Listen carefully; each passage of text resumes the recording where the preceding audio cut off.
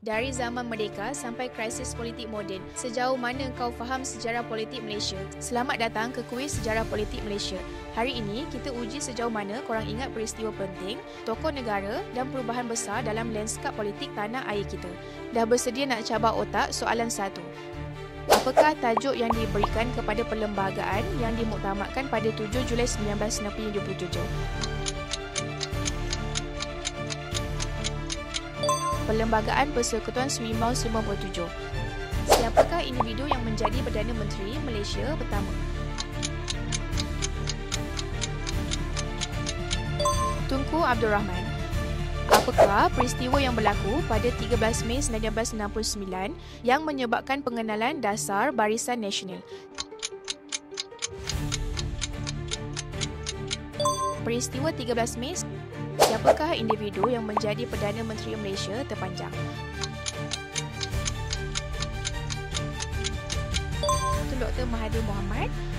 Apakah peranan Yang di-Pertuan Agong dalam sistem politik Malaysia? Kepala Negara. Siapakah individu yang membentuk Partai Politik UMNO pada tahun 1946? Datuk Onn Jaafar.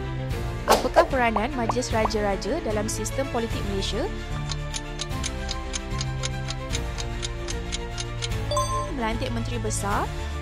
Apakah sistem pemerintahan yang digunakan oleh Malaysia? Demokrasi berparlimen. Siapakah individu yang dikenali sebagai bapa kemerdekaan Malaysia? Tunku Abdul Rahman. Apakah kawasan yang ditadbir oleh kerajaan negeri?